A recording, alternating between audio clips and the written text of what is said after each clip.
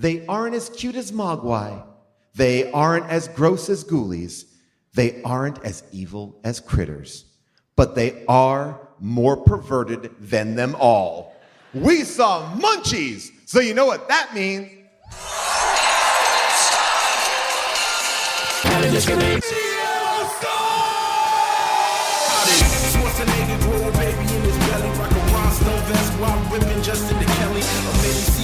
Show with Nick Crow and take a boat with speed to hitting cruise control.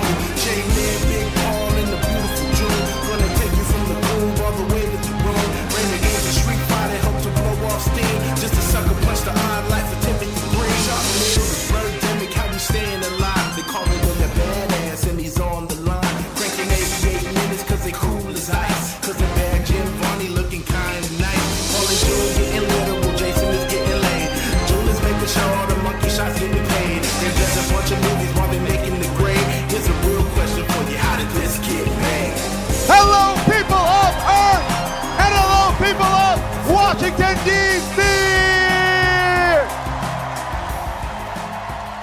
We are live at the Warner Theater to talk about, thank you, we are live at the Warner Theater to talk about the 1987 classic Munchies.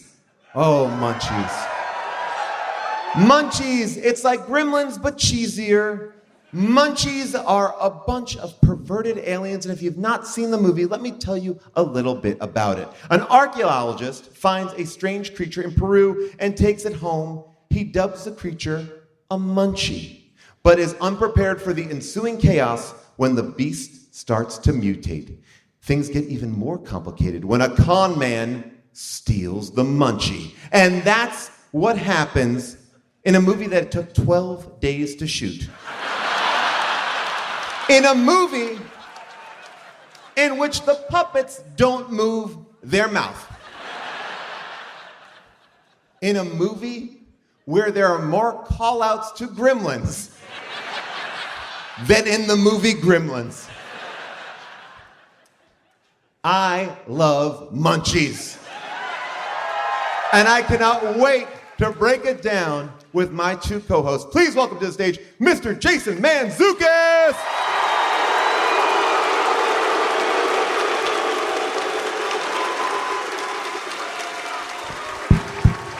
What's up, jerks? That's right. That's right. How we doing, DC? Fuck yeah! We did it. We fucking did it. Holy shit. Oh my God. Boy, oh man, I'm gonna admit, good, great looking crowd, great audience energy. I love every minute of it, but they seem to watch the trailer for Munchies as if they were genuinely interested in the movie, which I found chilling. They were like, it was disturbing to me. We've done 6 nights on the road. 6 nights, and as many movies per night. Yes. In 6 days. We've been watching these, I've at least been watching these during the day of the show. Same. Just finished it in the hotel. Do I jerk off now? Like, what do I do here? But I will say, every night, there has been a reaction, something. Oh, yeah. Here, it truly was a moment of, like, polite enjoyment. And maybe that's just good Washington, D.C. behavior. You've all seen some crazy shit, and you've had to be like, yes, okay. Yeah. And then you go home later, and then you unpack it there. You, in a public space. At this point, they're like, we gotta chill out, we gotta be cool, we can't storm the stage. Yes.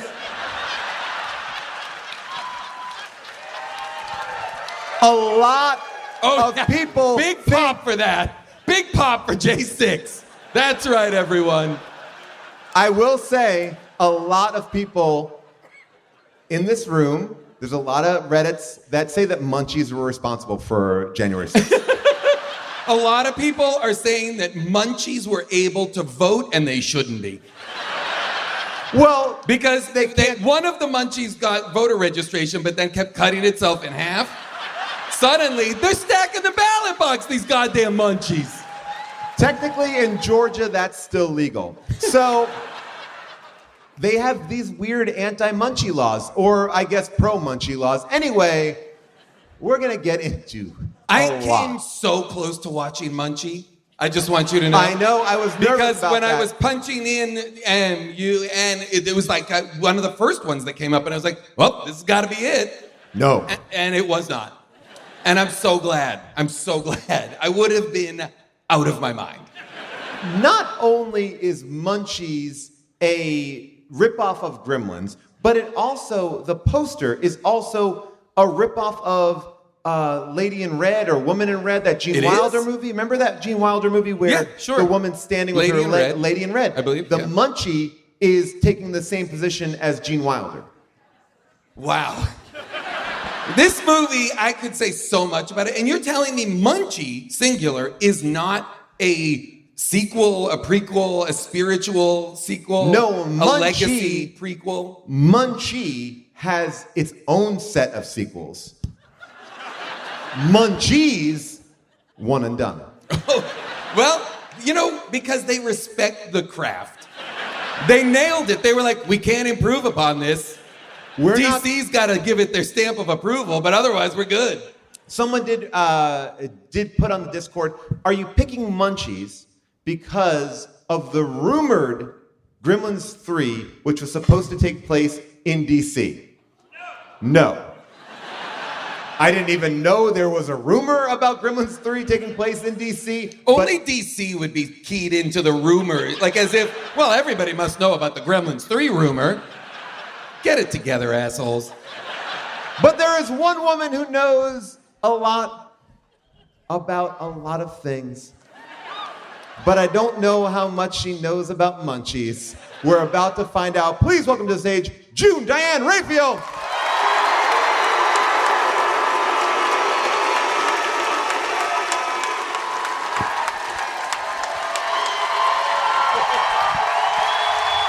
Wow. Wow. Wow. Wow. That's a week into tour. That is next level flexibility. That is... Thank you so much. I want to just quickly, I need to discuss DC's reaction to the trailer. Yes. I need to say something. I need to weigh in. I need my voice to be heard. Because you all were silent. And at one point, see, where my mind went is I was like, did they think we made this movie? Are they being polite? That's Are they what being there like, was- we should not laugh because they chose it for us. Thank you. We Thank respect you. it. There was such a very kind reverence for us and the show. And the thing was, they laughed at all the Everything videos else. in the pre-show, the Everything Jay else. Marks video, everything, like generous with laughter Yeah. and applause and, And then reaction. what? And then the trailer, you were like, I got oh, nervous. this is the show. The show is now. Okay, everybody, shh. I got nervous that the audience left. It was Or had been- absolutely shocking. Or had been like put to sleep. Let's talk about Munchies. The opening of Munchies begins with a young man named Paul who wears sneakers like mine,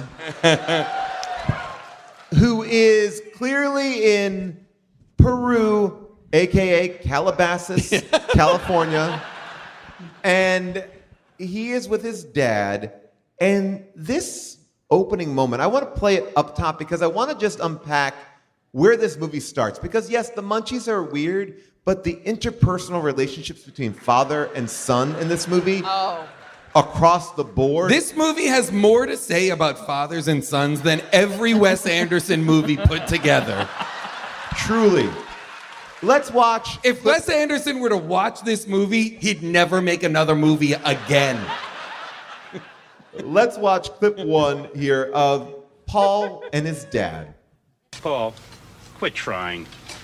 You're not going to LA to become a comic, and that's Dad, it. come on. No, you're not, Paul. First of all, you're not funny. Second of all, you don't know what LA's like. It's like New Jersey with earthquakes. Come on, let's go. The early bird catches the worm. Oh, is breakfast ready? Doctor, we found someone to translate the stone. Oh, great, Ramon. Is that exciting, Paul? Yeah, I'm psyched, really. Love it. I love that Paul is in a straight-up Marty McFly. Yeah. Everything in this movie is referencing a beloved movie of its literal time frame. Not know. even as an homage to something nostalgic from the past, but like, remember this from 8 months ago? This is, to me, the closest that we'll get to seeing what an AI-generated film is. It's like... And people suddenly like- I'm on board? It's like people like Gremlins, people like Back to the Future. We'll just mash it all up and it won't make sense, but it will have a plot, kind of? Sort of. Sort of. I mean, Have you guys ever seen this? No. No, okay, me neither. Even though I'd it never is- heard of this movie. I had because the VHS box Same. I remember very vividly. It was very crazy for me to watch this because I am the age these kids are supposed to be. 40? And so yes. So all of the styles, all of the references, Right. everything in the movie is from my high school era, including like the convertible VW Rabbit. I was love like that car. The coolest cool girl car in school. It was like, sure. oh my God. It's a sexy car. It's so, when you look at it now, if you took it out of Absurd. context, you'd be like, what is that ugly car? It's the hottest car in the world to me. Yeah. I love that car. This was made during a time where like all high schoolers were 37 years old. Like, And we're consumed with the Cold War. yes. Commies and the big one and spies. But what's so weird about this relationship is Which I loved. I did too. They're still together. In my mind, yeah. In my mind, long live Paul and Cindy. Paul and Cindy, first of all, let's start with the positive. They did have a lot of chemistry on screen. They were They so really did. fun. They were very natural together. I love their choice not to react to anything. Me too. Nothing. They My hat. never seem phased by, they're like, nah. Absolutely nothing. And that goes that extends to the rest of the people in the world. Nobody has a reaction to to anything any that's single happening. thing in the world. I will say another way this movie mimics my childhood is those were the only kinds of sex toys in bed that we would have allowed also. An inflatable hammer, a laser gun. Like No, that, here's my question though. Were we supposed to in the world that, first of all, I didn't even know whose house it was. I thought it was Cindy's house and that she was an older woman for about half of the movie. So I had to do a complete like reset. When they where I said was they were like, teenagers, I was like, I don't think so. I do not. Respectfully, no. Yes. With And then- all due, I disagree. and we might look back on it and find out that they were both 18, but in 1987, it just It doesn't was make weird. sense. It was a weird time where people looked okay, older. so then I realized, and the reason why I thought that it was Cindy's house and that she was already out of high school and that this was a crime was because It was because she's also with the police guy? well, no, because when they get back to the house, and when I guess we'll talk about the art direction and the sets for What do you think roughly do you 2 think hours. we need to? What on Not earth much could we to say, talk I about? guess. But the father says that he's going to go to a hotel. Now, so I think he's staying at a hotel and that it's Cindy's home. And I was in a different movie for a very long time. But once I realized, I was like, okay, wait, no, this is Paul's house. This is his father's house, and the uncle is the Cecil. father goes Cecil to lives a next conference. door. We gotta just say the father is played by Harvey Korman. Yes. Comedy legend. Yes. Not getting nearly the applause he should be right now. This audience, which I believe should be full of moms and dads night out, should all be. Wait, can everybody who's here on mom and dad's night out stand up? Yes. Yes. Love Yes, that. look at this. Mom and Dad's night out. Woohoo. This is incredible. I love it. I love it. Well, Harvey Korman plays two roles, two brothers. I just want to go back. Oh, I before just we- want to reiterate. Yeah. Harvey Korman plays 2 roles. And they almost never share the screen. They can. But it's like Harvey Korman, the dad of Paul, needs to leave so that the uncle can arrive? As if it's a play.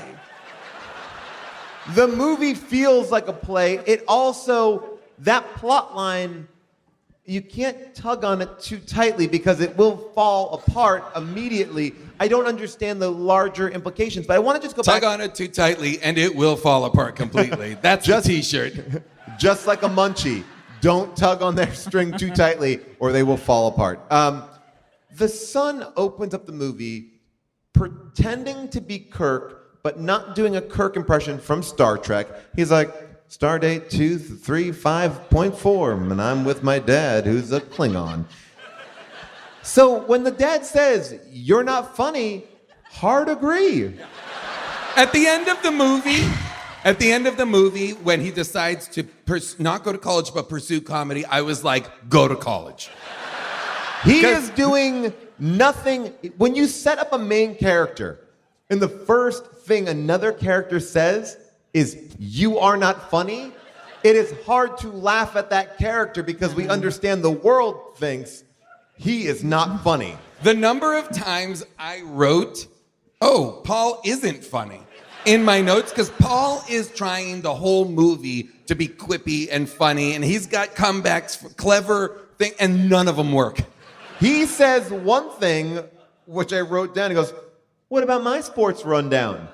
End of scene. But that's not an out. That's not the end of the scene. Then she gives him, she's giving him the rundown of Battle of the Network Stars. Right, but I'm saying as if that's his sports, which is not funny as well. But I'm saying that they leave that scene. He like walks up the camera.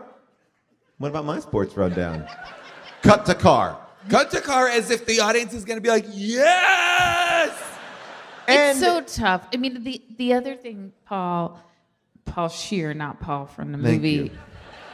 The other thing is that, so once I realized that this was his home, then I put together that those things that were in his bedroom, the sex toys, were a part of his prop comedy. It's gotta be. And there had to be. It's gotta be. Otherwise, he's too young to be having sex. Right, because he has that big hammer, and then inflatable hammer, playing doctor, which he would have had to inflate before the sex. Imagine if you were making out, and then I was like, "Hang on a second," and he keeps the hammer like within arm's reach because she's surprised by it. He's like, "Want to play doctor?" Yes. Click clink. Okay, and but I will say, even with all of the preposterousness, the laser gun, all the stuff, they still had legitimate sexual chemistry that I was on board for. 100%. I thought he was attractive. I felt like she a was munchie. attractive. Yeah. I felt like a creepy munchie. I felt like a creepy munchie as well. I didn't understand, Is that the t-shirt? I feel like a creepy munchie. I genuinely didn't understand parts of the sex scene, though, and I didn't like that. I didn't like that feeling of not knowing. When she says, Paul, that she doesn't understand, she says, I wrote it down. She said, "That's not a watermelon. What is that?" I didn't understand that. That's not a watermelon. Where she said, I'm behind the watermelon, or what was that? Does anybody know what that was? I think somebody's saying a Gallagher reference. And I think maybe you're right. I bet you're right, because it's comic. I think that he is a prop comic on the rise. Maybe he turns out to be Carrot Top. I don't know. But Is this Carrot Top's origin story? Biopic? Is this Carrot Top's biopic? I'm on board to say yes. I mean, they also are in a twin bed playing Space Invaders. I didn't like that. I'm not interested in comedy sex. That made me feel like they were too young to be having sex. There was too many little kid toys there. And not for nothing, we haven't mentioned this, the munchie gets in on the action. And I didn't care for that one bit. I didn't like that the munchie crawled in. I didn't like that she was like, that's too rough. I didn't like that. Listen, I had a realization while I was watching Munchies, which was like, there's so many movies we've watched like this. I don't know. I don't remember them, obviously. Can you name 4? No, I can't. I don't remember them because I have to remove them from my files. But I feel like the creatures in this time, late 80s, early 90s, they were always teenagers. The creatures were always like hormonal teen boys. They were never female. Like, I don't remember any gremlin. I think you're forgetting about the lady gremlin. The sexy lady gremlin in Gremlins 2. who wore lipstick. Who, yeah, you know because she has lipstick. But you're right. You're But right. quick. You're But absolutely right. You're absolutely right. It's a Smurfette situation. It is, and it's so interesting because they're always like hormonal teen boys who are looking at porn and eating junk food. And you would think the Gremlins would be women because if you get them wet, they go crazy.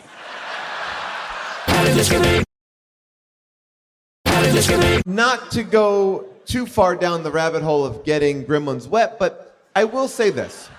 I respect Gremlins for having 3 rules clearly stated Yes. at the top of the film. Yes. This movie makes no rules.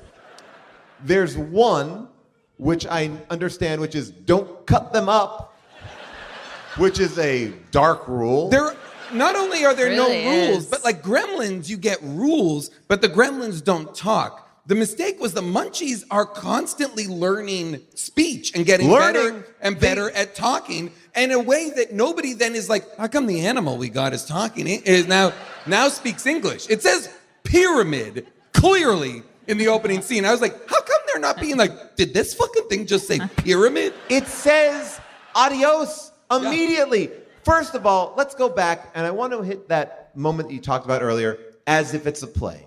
Because they walk into this cave in Peru, Machu Picchu, and, okay, the centerpiece of a small set is this giant Incan god.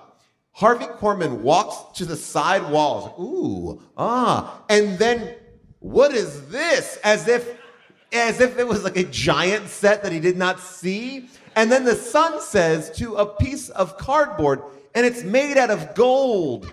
It's like, we all have eyes. This is not a radio play. That is cardboard. That thing was in the center of the room that you didn't just stumble into it, but they are acting multiple times as if we can't see it. Yeah. And then when they find the munchie, it's in the dark, and You can't see it. for me, the thing that tells me very clearly this is something rare is that the munchie is wearing its own clothes. The munchie is wearing clothes that have like a belt and like metallic pieces. And once again, nobody seems to think it's weird that the munchie speaks English, that the munchie is wearing munchie clothes. And then when the munchies split and then split and then split, they all wear clothes as well. They sure do. So Sure do. what? Give me munchie rules, please. And they come out with personalities. When the munchie is split open, one of the munchies goes, "Oh, what did I drink last night?" Yes. Nothing. You were not alive last night. One of the munchies is French. When did we get a French munchie? Get the fuck out of America. It's so hard because it does seem like one of the rules is that munchies have been existing on some plane that we don't know about, and they are not. I didn't get the sense that they had been born, but they had been resurrected. Okay. And so they I have think been you're right. they have been Or they like had been- on pause on ice. They had literally been, I think, statues. Oh. I think they had been statues. Then exposure to something caused them to become. back. Hold on, Somebody hold in on, the I need- crowd yes. is coming. There's a man in the crowd who's coming. Please, guys, please don't fuck during the show. I love your enthusiasm but I worry for the people next to you. Is that it? Okay, so now I'm That's my understanding guess. this. No, I think you're right. Because that that's the what happens Munchies- later is they get turned No, back but into wait, hold on. But wait. They can get turned into stone if they get electrocuted, which is a rule that we don't learn until it actually happens. And we're not even positive that that's a rule. It just happens. But that's So, but what Jason's saying though is that once they're electrocuted and turned into stone, the reason now I'm understanding this. The reason why he smashes them is because if he doesn't, they will come back at the to very life. end of the movie when he gives the stone version, the recently petrified Munchie. They give it to the bearded museum curator. He's driving away in a pickup truck?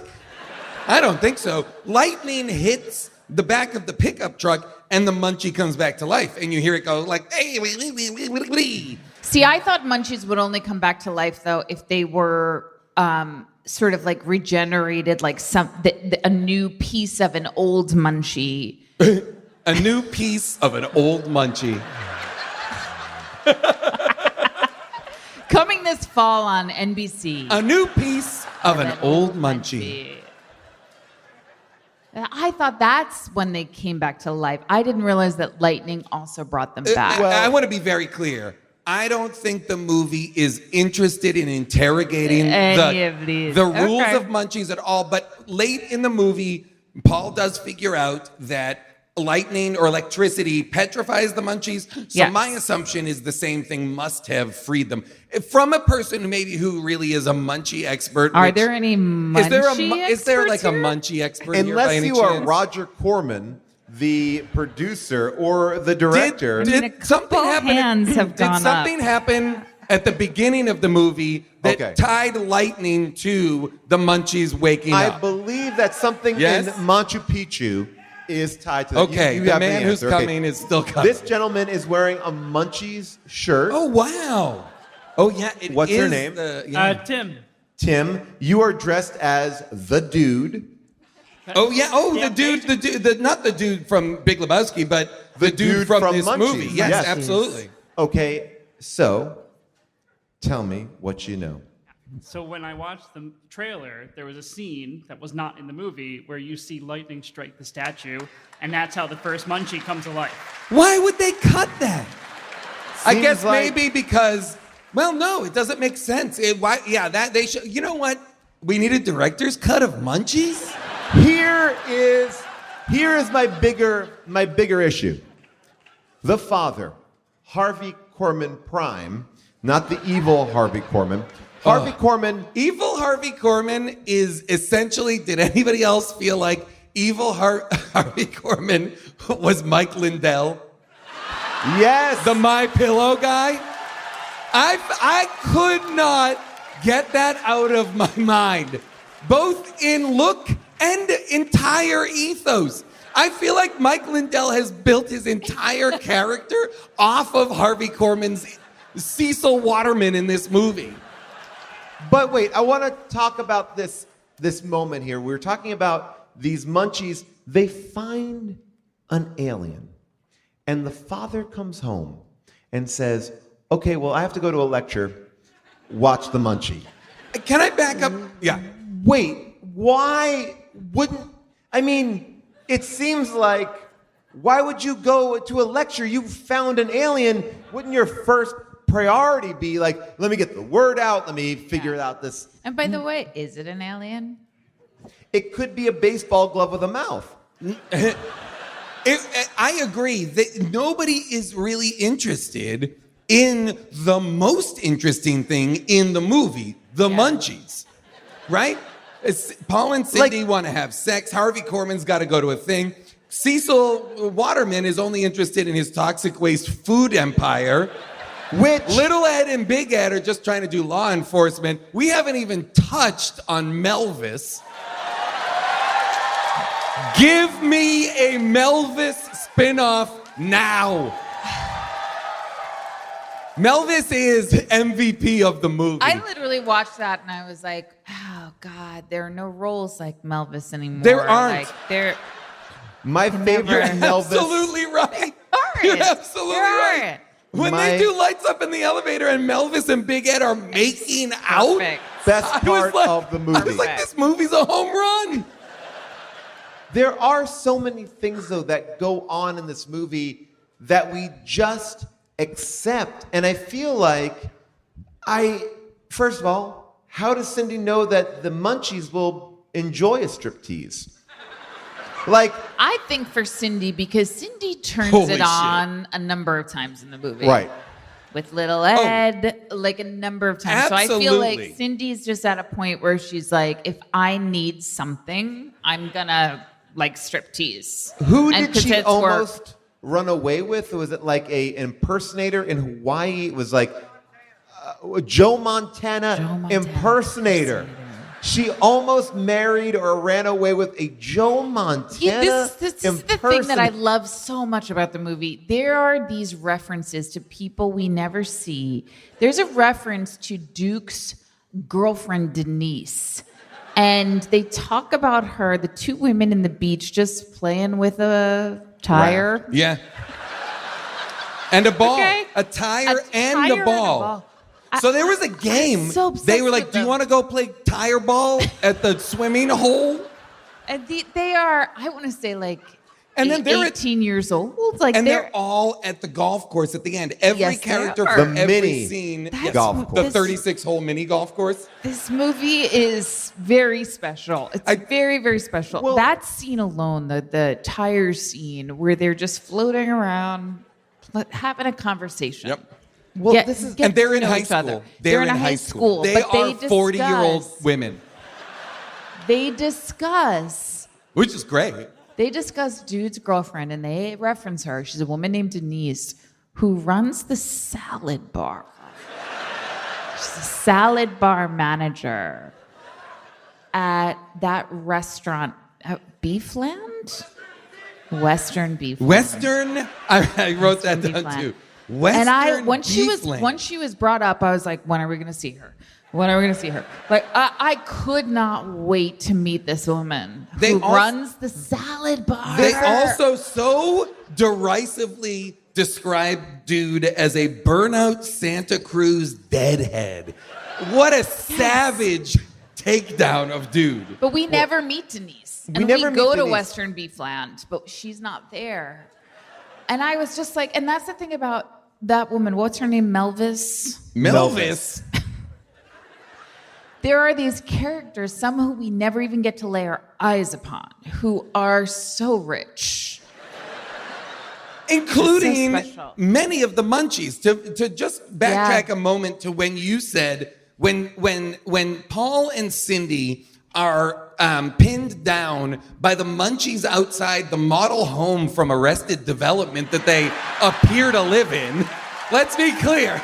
They appear to live in the model home from Arrested Development. Anyway, which is trying to be bought by Harvey Korman's brother because he needs more land to hide more toxic waste. I mean, but he has like acres and acres of land under the city. He Which, has- when you get to the final battle, seems very empty. when Cindy and Paul are pinned down because the Munchies have a shotgun and Cindy does the striptease, one of the Munchies says, "Must be jelly because jam don't shake like that." And do you remember? Who taught the Munchies how to be creeps? Who taught the Munchies how to be creeps? And Jason. can I take a class? I don't know. Jason. Ramon? I don't know. Do you not remember? No. This is what was said in my household. When? Must be jelly because jam don't shake like that. That was this isn't a podcast episode. Our podcast? Yes. Yes. What episode? You guys just which one? Talking Cat. Why do you remember that? What is Talking Cat? You weren't You're there for honestly, that this podcast is taking up too much space. You're all mom and dads on a night out. Remember your children, not the episodes that we talk about stuff from our childhoods. You idiots. my stepfather had a little bit of a belly, and my mom would rub his belly and go, "Must be jam, because jelly don't shake like that." And you were privy to that? Saw it happen all the time. It was You honestly should have been removed from that house. And maybe this is word for word what I said the last time, but that is reason to call Child Protective Services. I don't think you should have had to hear that, know that, see that. I jumped out of my seat because you and Jessica told me that is not a thing that people say. Well, I'm happy to be proven wrong, except I'm sad for you. This victory is heartbreaking for you. But I will say, maybe you're right. People don't say it. Munchies do. Munchies are from another planet. Wait a minute. Was your mom dating a munchie?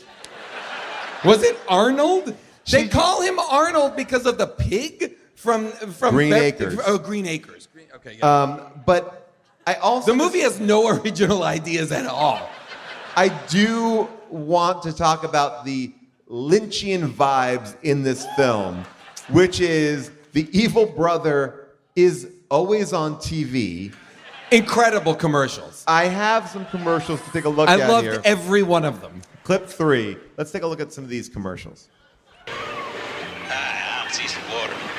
You know, there must be over 60 brands of wine cooler on the market now, but there's only one original.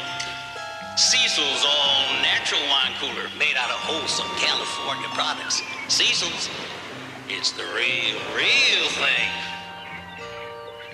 Home of the Valley's best steaks and crunchiest tater tots, featuring the mile-long 700-item salad bar. This steak is so tender it doesn't even taste like meat. I just love those tater tots. Yep, for beef so tender it melts in your mouth. It's Western Beefland. 4 convenient Valley locations. Thank you. There's nowhere to go and nothing to do. Let's go break some windows at the junior high. I'm up for some vandalism, dude. You see? That's what happens when American youth doesn't have the proper recreational facilities. When they don't have a video arcade they can go into to develop the necessary hand-eye coordination that's so vital in the computer age. When they don't have a Cal Snacks Emporium to go into where they can get good, wholesome food so they can grow up to be big and strong. And why? Because special interest groups oppose the solar ball for their own selfish reasons. Okay, so stop it for right there. Here's my thought. That is Mike Lindell. The movie begins as a drive into Sweetwater or Sweet Valley, whatever the community is. Is the community only like Ferris wheel or amusement park things? Because it seems like the entire community is a mini golf course and multiple food stands. And he also controls all the televisions and has an elaborate system of listening in on all the houses. Why does he need his brother's house? He has everything. Yeah, And you're right, the listening stuff is real Creep City. Here's my question. In that commercial about video games and arcades, are those 2 kids, Paul and Dude, when they were younger? I don't think so. I think these are modern, contemporary. Yeah. Okay, because they sure did look like Paul and Dude. I thought it was your son's cousin Sam. The movie, I will say, genuinely has a very anti-meat message. Right. Multiple characters are vegetarian, anti-red meat. I appreciated that anti-eating part meat, of it. including like Big Ed and like a lot. The movie has a real. If there's a message to the movie, it's don't eat red meat. But our main character, our Paul, is so upset that his girlfriend's gone vegetarian, and she's really explaining it to him. She's like, "No, we can still go to other places." And he's like, "Well, maybe fillet of fish." It's like, "Well, actually not there because that is fried and beef fat." Which felt I'm like, wow, what is the? Why are we going down this rabbit It hole? felt like that was the movie telling the audience, McDonald's fillet of fish fried in beef fat. I felt like that was them like trying to be like, no, red meat is bad, and here's a strange place you might not know it is. But in a movie in which we are putting up vegetarianism, we are also brutally treating animals, because the way that Mike Lindell That fish tank is disgusting. So gross. It is green. It is So gross. And this is before any attacks. He is overfeeding those fish. Oh, yeah. He is not cleaning that tank. And he's When he You are right, though, that this movie is more interested in interrogating like the mystery of red meat than like the mystery of aliens or whatever they are. or just talking animals. And Because, like- I like that about it. Yeah. Well, it's interesting because Mike Lindell, Harvey Korman, is so much more upset by the death of his tropical fish than he is by his stepson, Dude. And By the even way- Dude's stepmother, because isn't it revealed that she adopted Okay, Dude from a previous relationship? If anyone knows how Dude was adopted At and 11. what the circumstances were, At the please age of raise 11. your I hand wanna because say- I could not. I I have a rewound that and I theory. listened to it twice. I have a theory, but I want to say this movie is the music, the look, the poppy, the colors is fun. It's constantly telling you we're having fun, right? Yep. Dude's storyline is a tragedy. It is. If the movie was about Dude, it would be heartbreaking. He is adopted by Melvis when Melvis was with his father, who I believe has perished. I don't know that that's true. I thought he was adopted when Melvis's cousin abandoned or that's died. it. Okay. Oh, so that's it. Okay. Yeah, so then Harvey, which actually endeared me more to Melvis because I don't think I agree. Melvis had a romantic relationship with Dude's parents. yes, yes, you're right. I don't think that Melvis is really in love with anybody. Truly, I think she's in it for the money. Well, She I seemed- have a question. If I'm Melvis, I'm like, why didn't you cast me in this commercial, Yeah. Cecil? wow. To There eat is the a tater perfect tot. part for her to eat that Eat the tater tot. Yep. Maybe she had to leave early that day on the 12-day shoot. I felt But- so bad for I felt so bad for Dude, even though he like cuts a munchie, the first munchie, in half. But his life, he is just trying Tragic to listen to figure. the dead. He's just trying to listen to the dead. But how? Let me ask you a question. How is he killed? Oh, Paul. I believe he's killed when the Munchies turn the volume on the stereo up so loud that he's listening to Truckin', I think. And it kills him because the jam is so powerful. Is that right? These munchies are super violent, yet they just raise the volume. He could at any point take off the earphones, but he is killed by loud noise. By volume. And like the Munchies should turn it up and he'd be like, all right. Like he feels like to me the bus driver from The Simpsons. The relationship between the father or the stepfather and the son is so violent. He punches him, kicks him in the balls, slaps him in the face, He almost strangles him to death. and only because he likes the dead? He did ask for $500 For the That's a lot of weekend. for the money. weekend. Just for the a lot of weekend. money. While he hacky sacks alone indoors.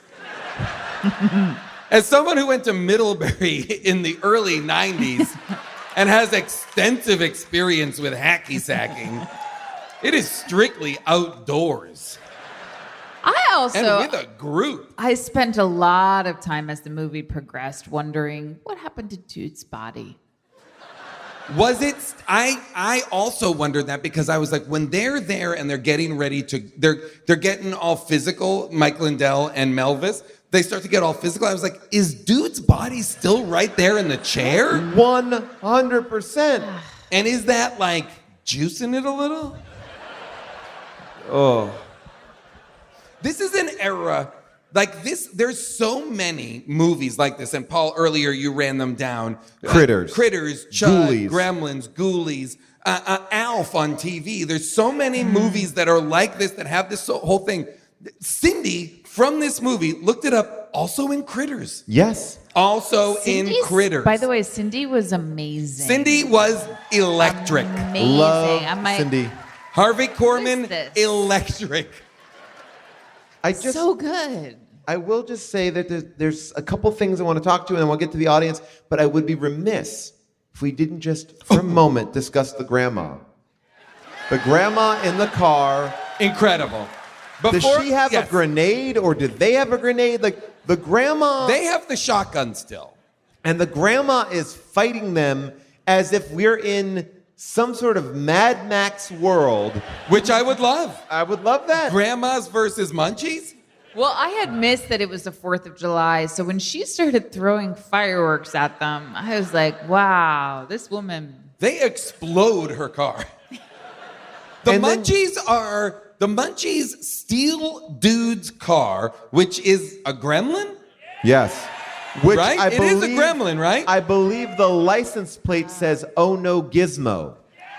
Does it really? Incredible. So, There it is. Wow. So that's incredible. Oh, Gizmo. So they steal a gremlin. The Munchies proceed to joyride in this gremlin for, I'm going to say, 50 to 60 minutes of the movie. It's just them driving. That's it. Them driving, creating havoc, and then the other 40 minutes are them just playing at a miniature golf course, not interacting with humans at all. I'll be honest, the humans in this movie are reprehensible in every single way. I side with the Munchies. I think the Munchies get it. I want to live a Munchie life. I don't want to be Paul or Cindy or Harvey Korman Prime or Mike Lindell Harvey Korman or Melvis or Big Ed or Little Ed. I want to be with the Munchies, Here's what's cruising so- around, but here's getting the girls' thing. bikini tops off. Here's the thing. At a certain point in the movie, I'm like, oh, the humans are the Munchies. And what I mean by that... What do you mean by Hold that? on. What I mean by that is that the humans have been ingesting toxic waste Yes. for, I don't know, a decade? How many Oh. years has he been in business? In myriad ways. Yes. As well as asbestos. Oh my God. So I was like, oh, I think maybe where we're headed is finding out that the Munchies have more humanity and have I think they do. that And we the are humans talking are about about- to turn into aliens that they can't The that we Mun- can't recognize. We are anymore. talking about creatures, if you've not seen the movie, that Stop have, the podcast now and watch it. that are the equivalent of, and maybe some of you will remember this or not, but like a little thing that you would put on the tip of your pencil that just has, they don't move. Munchies are on sticks. Their mouth doesn't move. Their eyes don't move. They are just being like, it's like someone This put a Munchie stick up. here, this Munchie on the poster Yes. that you have on the Yes. screen behind us for those listening at home, is so much more like realized and so much more. This I have to say, Paul, I don't think that Munchie's is from this the movie. Munchie from this movie? No, that I is didn't a- see that this is- Munchie that at all. is Never saw this That is Munchie. an artist's representation of a Munchie because This Munchie every- looks like the X-Man long shot. I could not find a high-res image of a Munchie because Munchies are not, they're not ready for prime Munchies time. look- Munchies are truly mostly robed. And they are And- like Jawas with the head of Gonzo's rats from the Muppet Show. This Right? That's what they're like. It's like Gonzo's rats from the Muppet Show, but with Jawa robes. And they never move. We never see They them just move. jump up and down. I want to say before you jump out there, I Yeah. found the quote because we were talking about dude's lineage before, and I knew I wrote it down, but I just found it. Mike Lindell Harvey Korman says, "Why'd you adopt that kid?" And she says, "I guess I felt sorry for him since he was so ugly and stupid." Justice for dude. This poor kid was doomed from the start. From the jump. Paul has every opportunity afforded to him and is only rewarded with childlike sex and more opportunity. Give something to dude. All right, I'm going out to the crowd to see what people have. Be careful, thoughts. Paul. I will. Hi, how are you? What's your name? Hi, Madeline. Okay, and your question. Well, headmistress Raphael. Yes. I would first of all like to know if these creatures that we see in these movies, they're horny teenagers innately, or looking at a titty magazine is what makes them weaponize women's bodies. It's such a great question because when we're in Peru and we're first introduced to our first munchie, I was like, oh, I like this guy. Arnold? I like his little voice, and I was very endeared to him. And then, he became a man, and He gets cut in half first, and then when he gets cut in half, one of the first things that they do is put a pornography in front of him. Well, they give him candy first, like E.T. Right, then he throws it away, and they go, oh, we got a litter bug. Oh, yeah. Hilarious joke. Then they take him on a 12-hour flight back to San Francisco. I feel like when he gets cut in half and suddenly is multiple munchies, that's when they're super creepy. Yes, but I do think that there's something said in Peru that seemed really important, but it happened super fast, where Paul's dad talks about how quickly munchies can learn. And so I think that they are learning. That's the reason why they speak Spanish in the beginning of the movie, because of where they are. And then they are very quick learners. So I do think that one of the reasons why they become sexualized and so obsessed with boobs is because of what's happened with that magazine. And but that's not a bad thing, right? No, it's devastating, actually. Uh-oh. This is devastating to me. All right, your name and your question. Hi, my name's Maya. I wanted to discuss the fact that Big Ed was at a riot control convention and then came back with a massive gun. Is this movie a cab? Is that like what we're supposed to take away from it? Okay. I mean, keep in mind, little Ed says earlier, if she wasn't so cute, I'd mace her. After a routine police stop where he's like using his power to like keep her under his thrall. It is very not cool at all, little Ed. It's so funny because I didn't hear that about Big Ed, and I missed it, and I did wonder why he had that riot helmet on for most of the... He was just coming, and he'd picked up the helmet, the gun, all of it came from the convention. I think some of it, though, was because he was bald. Paul? I think that... Interesting. Say more, Paul. This Say is more. insight that only you can provide, Paul. I think, as a bald man, I can say that in 1987, times were unkind to the bald. And he felt like his masculinity might have been... Look, he here's the thing. That way, he or has the director so much of Munchies? testosterone. That's why he doesn't have hair. But yet... Wait, you're saying he doesn't have hair because he has too much testosterone? That's the truth. Look it up. He's so manly as to eschew the need for hair? That's the way it works. Anyway. Is it? That's true. Fucked. That is a scientific...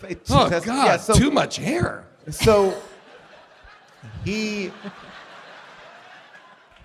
was trying to keep himself very masculine with having that chrome dome, because at one point when he does take it off, they make fun of him. Yeah, no, they do when he takes his helmet story. off. This movie has a lot of sad stories. This is, like I said, a Lynchian tale of small towns, Well, suburban keep in America. mind, Harvey Korman Prime and Paul's home, no, maybe I'm wrong. Sorry. Mike Lindell and Dude and Melvis's home has like a gun rack in the living room. That's right. I thought that was a pool cue rack that all sat in the other house. Here's what was in that room: a pool table, a pool cue where there are... That came from like stamps of some sort. Yes, from Green a bunch stamps. of green stamps. I didn't know what that meant. Then there's also like a fondue maker and platter. Can we talk about when the Munchies get into the kitchen? Beth, can you put that kitchen picture up? And one of the Munchies goes, Dad, this is the ugliest kitchen I've ever seen. Again, I agree with the Munchies. But how do they know what a kitchen is? I think I'm Team Munchie. I've just been given a Robert Picardo ice cream helmet back here. I have it in my notes. I have it in my notes. Has anybody come with the ice cream cone hats and Yes, you've gotten one? there are- Great. Anybody else ice cream cone hats? Where? Stand up if you're wearing an ice cream cone hat. Oh, there's one. Where? Oh, there. There's two. Up there. Up there. Where else? Right there. Wonderful. Right there. Ice cream cone hat. Ice cream cone hat. Ice cream cone hat. Yeah, you did it. You did it. It's Amazing. worth it. Mom and Dad's night out. We made ice cream hats. By the way, the ice cream cone family, I love them. Incredible. Little buddy Holly. But I will say this, Beth, the other side here too. This movie is so janky that when they pull up to the realty sign, they clearly just tape. Oh, yeah. End clinic. I loved this. I was so upset we didn't get to go into the Red Coat Realty and Clinic because I wrote it in my notes thinking, here we go. And then when they get to the clinic, the next slide, the one that you just showed, you will see they just masking taped a little cross on the door, the one that we just saw before this. I mean, that car is sexy as hell. Yes, great. That is the clinic. I loved that the ice cream dad kept getting mauled by Munchies, and that part of his personal mythology is that he'd previously been mauled by a bear. What a fucking hero.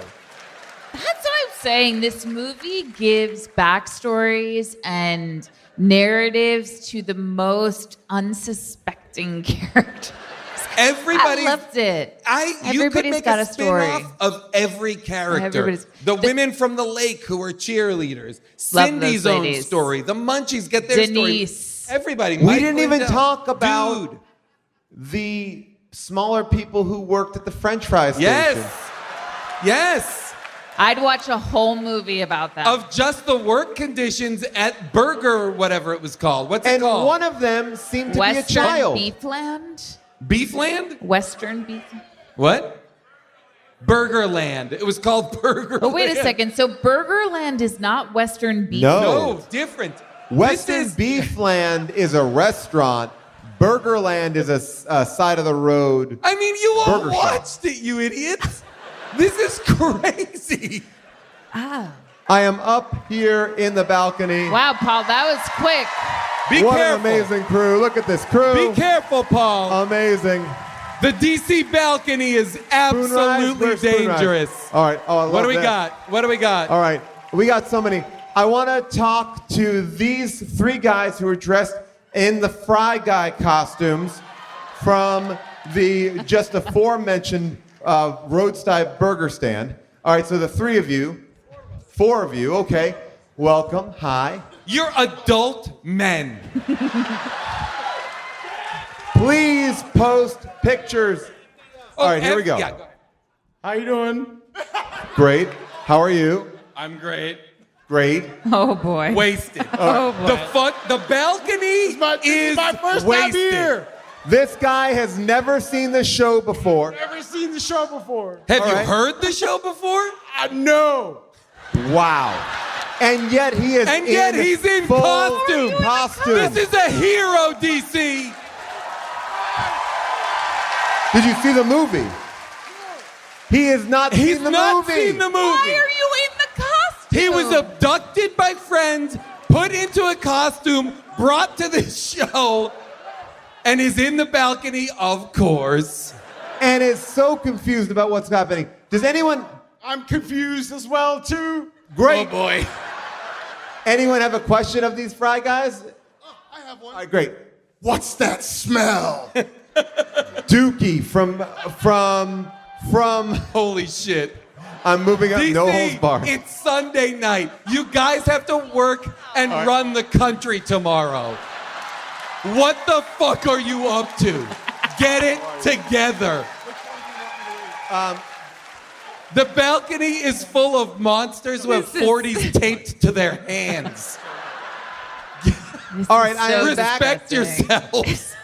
I am back with someone from the Discord who had an How do interesting you point. know? What is Discord?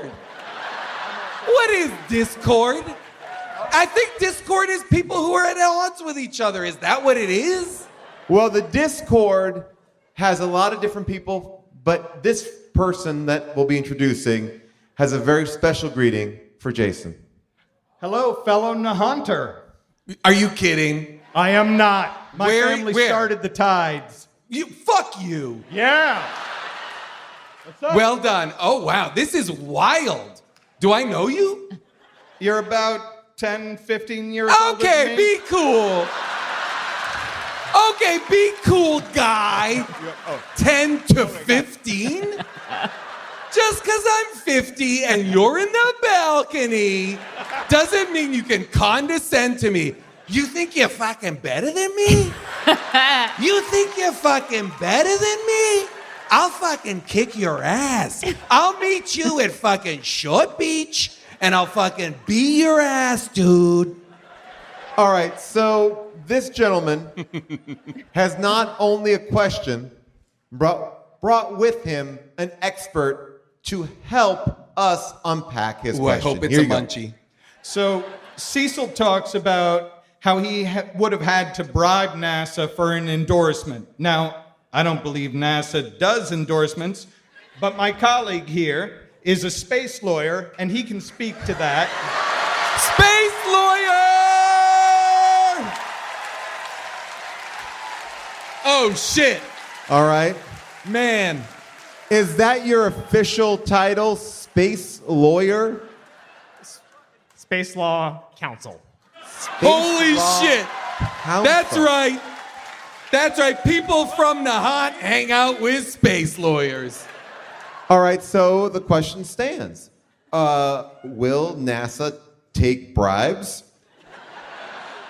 Now, I'm not counsel for NASA, so I can't speak on behalf of NASA. But as I understand, they do not do endorsements. NASA does not do endorsements. Can I ask, just out of curiosity, what is the most interesting space case you've had? I can't talk about clients, sorry. Whoa! Wow. Wait, let me ask you this. Have you ever represented anyone who was attacked by a munchie, a space creature, or not? I don't know. Has there been any munchies in court? Well, they're not alive anymore, so I can't talk about that. Is there anything, again, cut this from the podcast, nobody's gonna talk about it. Is there any space specific that you have knowledge of that you can share with us? Don't blow it. No. His friend has advised him no. Whoa! But now I have You a think friend you're who's better here. than I'm not going to us? blow up his spot unless he wants me to. But all right, here we go. All right, you have more? So go out on top. Now the Nahant guy wants to talk more? Classic Nahant. All right.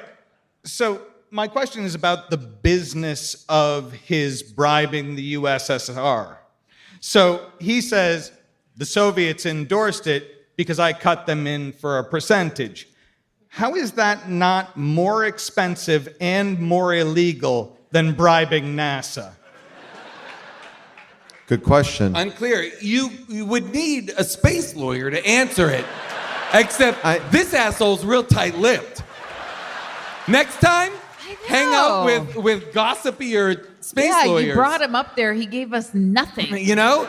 You're gonna give me a space lawyer? This guy better fucking show up with details. He better be like, I know where the munchies are buried. All right, what do you got? Okay, so towards the end of the movie, in the factory, we see a shot that has graffiti in the background that says, "Stop Apartheid." Yes. I wrote this in my list of things. I wrote this in my list of things that were from my high school experience. Go ahead. Okay, my question is, based on your assessment of their behavior throughout the movie, are the Munchies against apartheid, and did they write that? Wow. Now that is a question. That would be incredible. I feel like, yes, give it up for this hero. I do feel like the Munchies are the only people, or the only beings in the movie that understand the truth. So yes, I believe. Again, the Munchies have more humanity than the humans in this movie. Yes, I agree. Full stop. I will also Full say, stop. though, Yep. the Munchies do refer to Harvey Korman as a honky. That's true.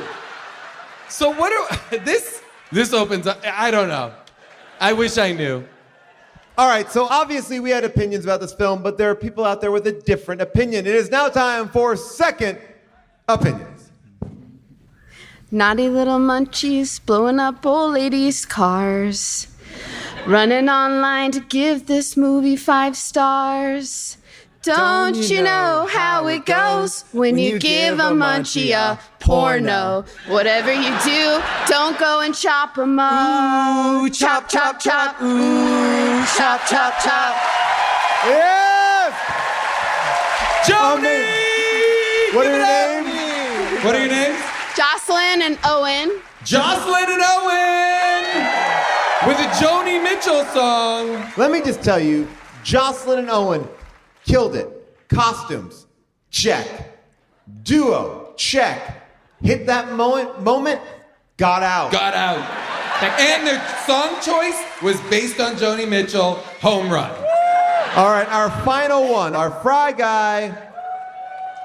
He's wearing fries that say BM. Well, that's from the movie. Balcony Monsters. Balcony Monsters, not bowel movement. Okay. Also, a tank top that says Dookie. That's right. From No Holds Barred. No Holds Barred. And a headband. Okay. Okay.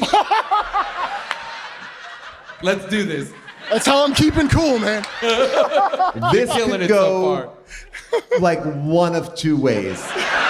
And I will say this, I'm excited for either outcome. By the way, I'll say this, DC. Every single person has crushed. This is going to be the icing on the cake. Get ready, my guy. Turn that microphone up so it gets you. There you go. Yeah, you push it up. Yeah, there you go. Yeah. We're here. Hold All right, on. here we go. Give me a second to breathe here. Hold All right, on, take man. your time. Take your Take time. your time. You need to do any You ready? vocal You tell me. warm-ups? All right. Do you want to do a theater vocal warm-up? No. A silk slip stop. It doesn't matter. Go for it, From man. I'm another good. show on tour. And now it's time for second opinions. I've got a pocket full of French fries. I've got a second opinion that's all mine. Oh.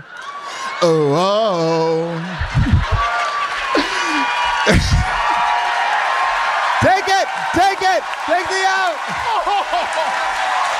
You should walk away now. I'll be honest, you should walk away now. You want to keep going? Keep going. Okay. Of course he's going to You keep want to going. gamble? You want to let it roll? Let's see what Let's you go. got, my guy. Hold on. All right. Try as you might, and you're never gonna screw me. Cut me in half, and now you got 2 me's. Okay. Pretty good. Keep going. Keep going. Let's see what you got. We're going. You don't have to stop between each verse to check in with us. You can't hear me. You can't hear me. 30 minutes later. You're on a microphone. We can hear Let's it. finish this. I'm bringing it home, all right? We're done. Some toxic waste makes cow snacks taste good on my plate. Some toxic waste down in the caves. Some toxic waste. Munchies are great. Thank you. good. What's your name? Pretty good. We didn't need the chorus. We didn't need the chorus. Get out of here. I loved it. Escort that man from the building. Holy cow, DC. DC, wow. Great job. We're Holy still shit. gonna get you home in time to relieve the nanny. Here we go. These are How 5. many people have a babysitter? Incredible stuff. All right, here we go. There are 144 reviews of Munchies on Amazon. 56% are 5-star reviews. Aaron Smith from the UK in 2019 titles his review, "If you like it growing up, you'll like it." And writes this, "I watched this as a kid and it was amazing. For years I've been trying to find it, but no luck until it was on Amazon. It's in Spanish, but you can change it to English. It was done in the 80s, so if you've never watched it growing up, you might not like it. It's the something as like Gremlins and Critters, but cheaper. 5 stars."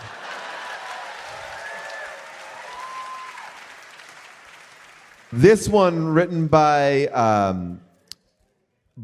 Drew Campbell, says this: "Support women directors." 5 stars.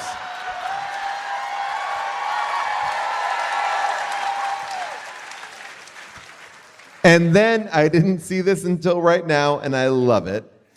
Michael Margettis writes this: "It's like a really weird play." 5 stars. Agree. I agree. Mount this as a stage production. Munchies on stage. Now, here's a couple things that are interesting about Munchies. Budget, unknown. When you Google Munchies and budget, you get advertisements for the 420 Carl's Jr. snack sack. Because it's when you have the Munchies but are on a budget? I guess so. And Molly Reynolds, our super producer, Molly Reynolds, writes, "Opening weekend, unknowable. Domestic gross, who knows?" Now, Jason, to answer your question, Munchies 1987 has no connection to Munchie 1992. Which I think we have to do. Yes. Next time we're in DC, we're doing Munchie. I'm calling it now. This guy is freaking out.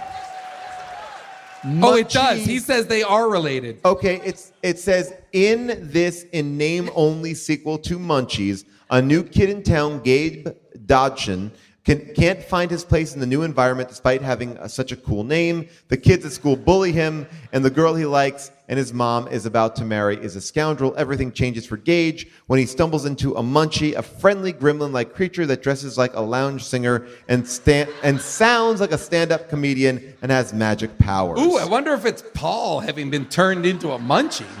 Have you seen it?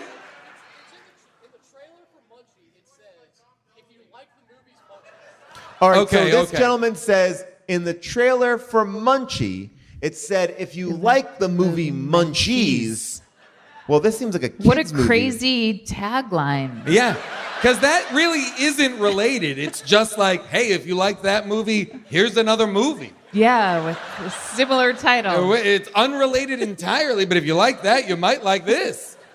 I don't know. Here's what If I'll you say. like- I will say this about this movie, whether or not I recommend it. I kind of do recommend it. It's insane, but I also felt like it was full of missed opportunities. I wanted more. Are they violent? Are they mean? Or do they just want to do some cosplay? Because they really feel like they're more content playing pirates on a mini golf course than killing or attacking people. Munchies just want to have fun. At one point, the Munchies say something that I was like, Munchies, I get it. They go to the video store and they say, I want to see a naked woman. And I was like, these Munchies just want to hang out. I believe Munchies are just stoned people. They just want to watch movies, eat food, mess around, joyride in a gremlin. They're just hanging out. And I will say this about the Munchies. There is something really chaste about this film. Like, it is a little perverted. They are a little weird, but there's no nudity. And I was surprised at the restraint. It's a PG movie. Oh, yeah. So this is for kids. There's almost no cursing either. There's very little, like, I'm I'm surprised that was not my experience watching this movie. I thought for sure at one point I was like, I think I'm listening and watching a Munchie jerk off. It felt to me very perverted. Do Munchies have dicks? They seem Oh, like no? DC, you're not into that? After Second Opinion songs, you don't want to think about Munchie dicks? I think that Munchies probably are into dry humping. Munchies are into petting? I don't know. I did not like when the Munchies were at the golf course and looking at, those girls, the tube girls bend over in full coverage briefs. One of the Munchies... Always full coverage undies in the 80s. One of the Munchies floats away on balloons? The Munchies are just messing around. I mean, Paul, I would not show this movie to our children. I will say one of our children was watching over my shoulder. Was it one of your children or was it a Munchie? And he started laughing so hard at what those Munchies were getting up to. I mean, and he wasn't even listening to the sound. He was like... We never find out what the Munchies want.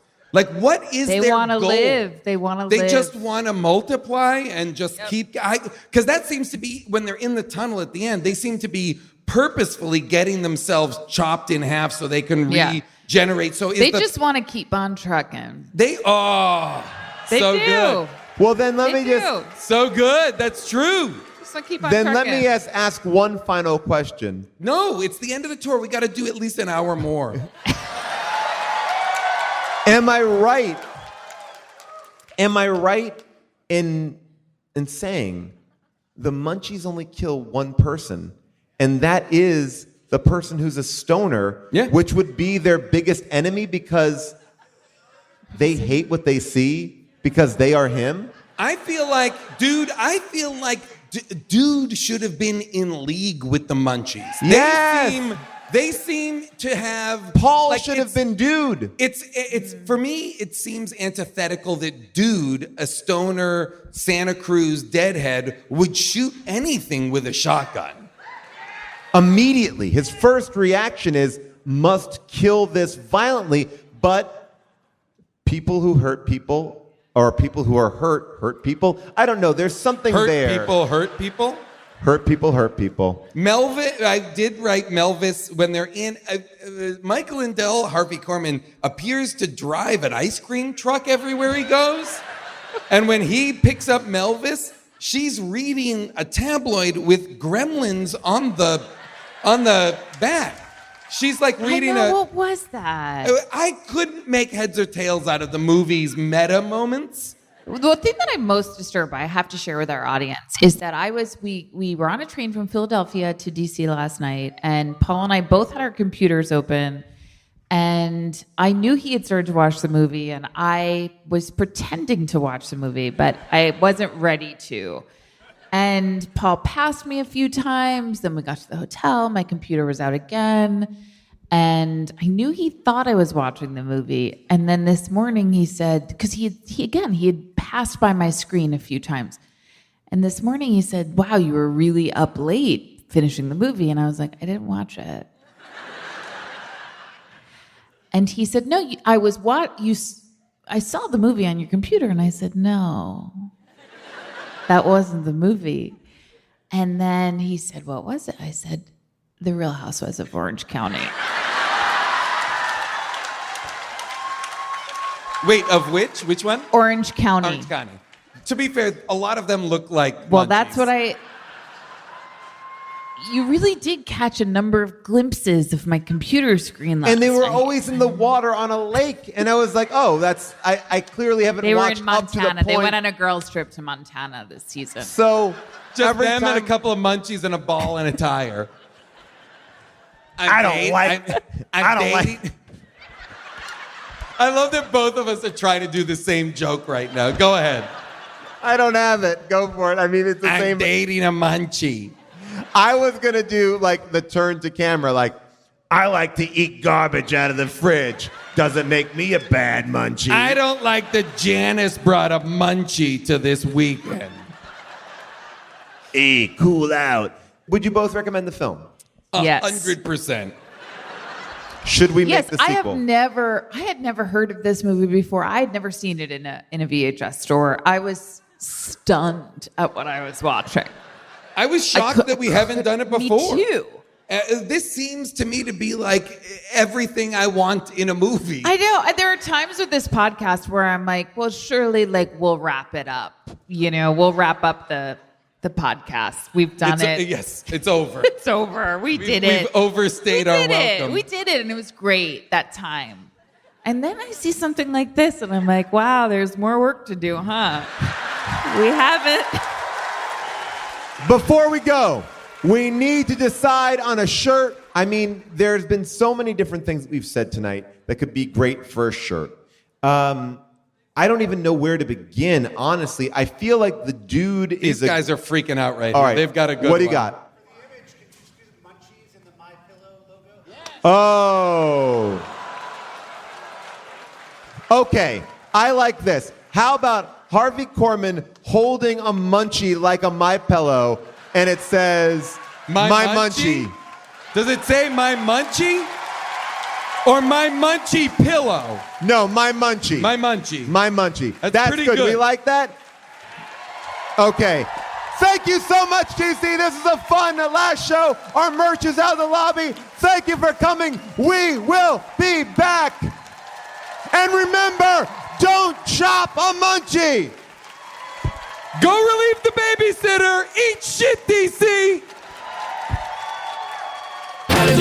Thank you so much to the staff of the Warner Theater, our amazing tour manager, Beth Thomas, and everyone in the audience who made it possible. What a great show. We love being out on the road. DC is such a fun town. And if you want to keep the magic of Munchies with you, well, you can check out the shirt that we designed live with the audience that night. It is, my pillow, but with Harvey Korman. I can't really describe this shirt. It's just amazing. It's My Munchie, the shirt. You can get a sticker, laptop case, whatever you want. Just go to tpublic.com/stores/HDTGM. And if you're in the buying mood, make sure you check out our ugly holiday How Did This Get Made sweaters. They're on Podswag. If you go to podswag.com/bonkers, you can get 30% off any of the amazing ones. And we were giving these away on our last tour. Geostorm, Team Fred, Team Sanity. I'd rather have no dad than a snow dad, or snow dad but no dad. Whatever it is, you can get it. Just go to podswag.com/bonkers. By the way, people, I'm going to be in a brand new holiday movie. It's called Family Switch. It's on Netflix. Me, Jennifer Garner, Ed Helms, so many good people. Check it out. I think you will like it. It's a Switch movie, and it's a Christmas movie. And by the way, just a heads up, we are taking Last Looks off for Thanksgiving, but don't fret. In its place, we will be re-releasing our favorite episode of all time. That's right, the Nick Cage, John Travolta action classic Face Off. If you want to find out what our next movie is going to be after that, make sure you tune into that Face Off re-release, because I will announce our next movie at the top of that episode. And don't worry, we will still be covering Munchies on a future supersized Last Looks episode. So don't forget to send us your corrections and omissions, or leave us a voicemail at 619-PAUL-ASK. That's 619-PAUL-ASK. Or just keep on writing your comments in our Discord at discord.gg/HDTGM. Remember, you can find us everywhere online. If you love the show, tell your friends. It really does help. I mean, that really is the best way to promote the podcast, word of mouth. Plus, it's more fun when you can watch these movies with people you know. And last but not least, I got to say thank you to all the listeners who support this show every week, and our entire behind-the-scenes team who keep this show running. I'm talking about our producers, Scott Sonny, Molly Reynolds, Avril Halley, our engineers, Casey Holford and Rich Garcia, and our associate producer, Jess Cisneros, who makes those amazing social media videos. That's all I got, people. Bye for now.